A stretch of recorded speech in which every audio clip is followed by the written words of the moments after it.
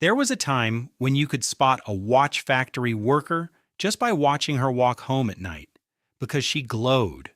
Her hair, her fingertips, her teeth when she smiled in the dark, a faint green light coming off her skin like she'd swallowed the moon. The town called them the Ghost Girls. And a lot of them loved it. They dab the glowing paint on their lips before a date, paint their nails with it, wear it like perfume made of light. Here's the thing, the glow wasn't a side effect of the job. The glow was the job killing them. They just couldn't feel it yet. This is the story of the Radium Girls. But it's not really a story about radiation. It's about how we decide what's safe, who we choose to believe, and what happens when the people in charge already know the answer and choose to say nothing. So the obvious question is, how does this even happen? How do you hand a teenager a jar of pure radiation, call it a safe job, and have nobody, not the girl, not her parents, not the doctor down the street, raise a single alarm? The answer is genuinely hard to believe now. Because in 1920, radium wasn't something to be feared. It was the most glamorous substance on the planet.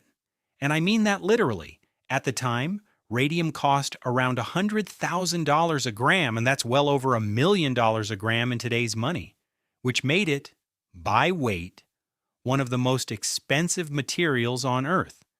And people were putting it in their toothpaste. When Marie and Pierre Curie isolated it in 1898, the world lost its mind. Here was an element that glowed on its own, gave off heat, seemed to break the rules of matter itself. In an age obsessed with progress, nobody saw a hazard. They saw magic, the future made visible. Now you might be thinking, surely people were careful with something radioactive? But that's the modern brain talking. Radium wasn't handled with fear, it was marketed. Radium toothpaste for a brighter smile, radium face cream, radium chocolate. A best-selling tonic called Radithor, radium dissolved in water, sold as a health elixir.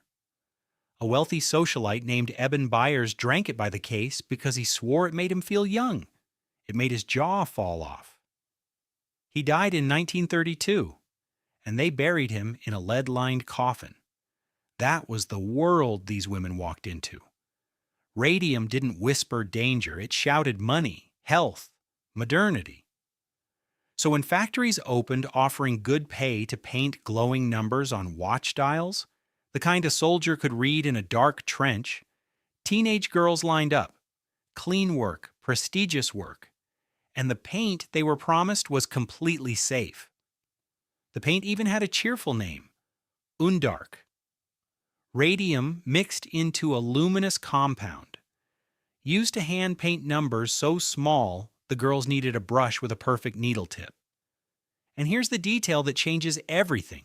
To keep that tip sharp, the companies taught them to shape it with their lips. Lip, dip, paint, lip, dip, paint. So think about that for a second. If someone told you to point a paintbrush with your mouth and you painted all day, how many times do you think you'd do it before your shift ended? Because the answer for these women was hundreds of times a day, for years, tens of thousands of licks of pure radiation, one tiny stroke at a time. And when a few of them asked if it was dangerous, because some of them did ask, they were reassured. One manager told a worker the radium would put roses in her cheeks. So they kept going. They painted glowing mustaches on each other as a joke. Painted their buttons so they'd shine. They weren't reckless. They were doing exactly what the experts, the company, and the entire culture insisted was fine. You can't protect yourself from a danger nobody will admit exists. Here's what most people don't realize about radium.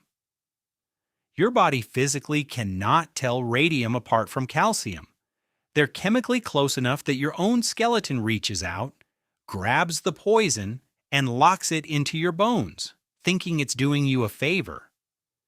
Your body doesn't just fail to protect you, it actively files the radiation away for safekeeping. So it settles into the jaw, the spine, the hips, the teeth, and then it stays, emitting radiation from the inside 24 hours a day, drilling microscopic holes through the skeleton for years. For a lot of the women, it started with a single aching tooth. The tooth would loosen and fall out, and the socket would refuse to heal. It would just stay open and weep. Then the jawbone itself began to crumble. Doctors gave it a name, radium jaw. In the worst cases, a woman's entire lower jaw could be lifted out in pieces. One of the first to die, Molly Magia, deteriorated so badly her jawbone came apart in her doctor's hands.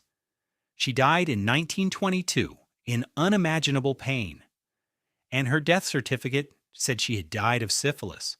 Hold on to that, because this is where it gets really dark. And here's the detail that should stop you cold. In that very same building, the scientists studying radium worked behind lead screens, wore masks, and handled the stuff with tongs.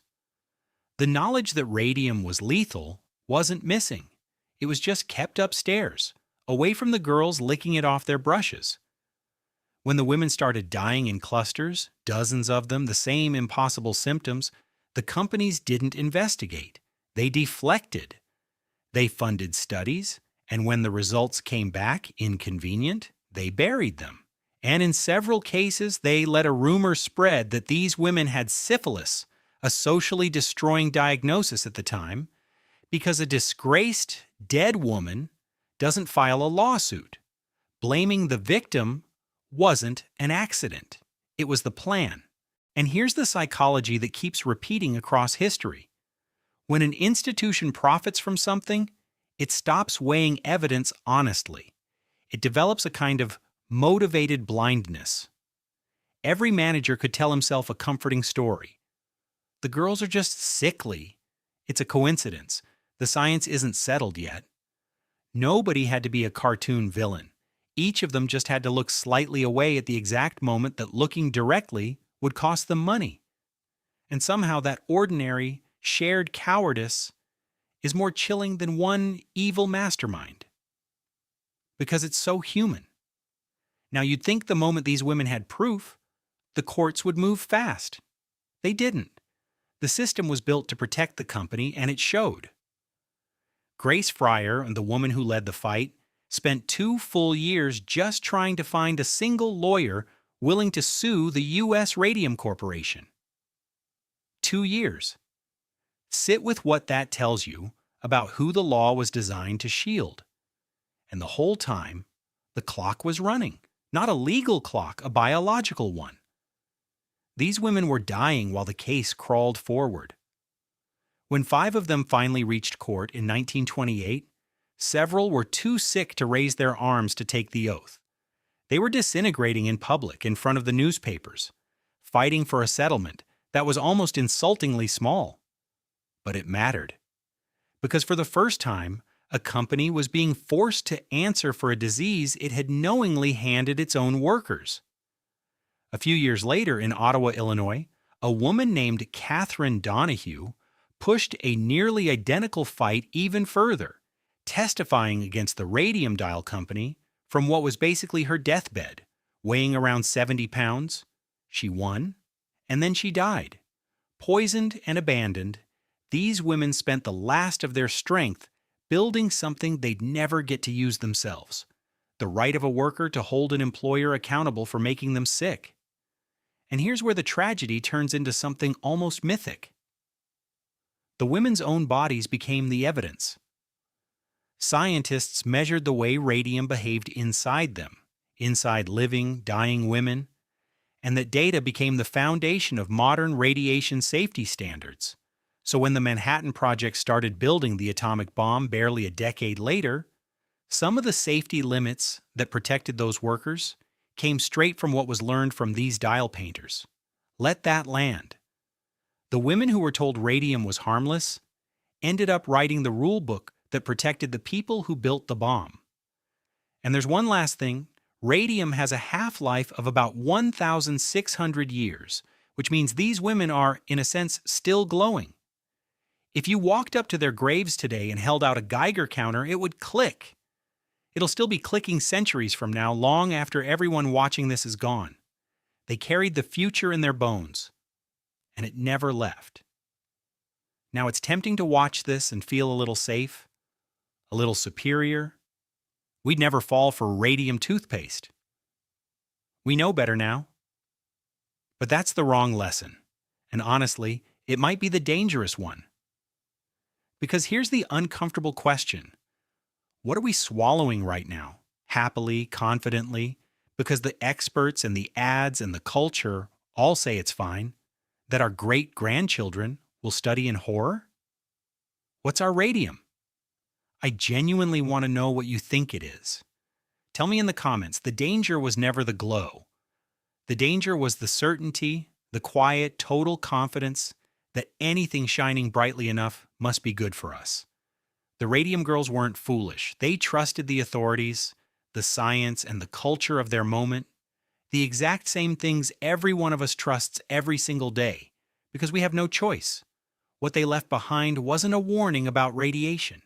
It was a warning about blind faith in the future, and a reminder that the people who pay the first price for progress are almost never the ones who profit from it. They were poisoned by the future. And then quietly, with the last of themselves, they made it safer for everyone who came after. That's the light they left us, and it still hasn't gone out.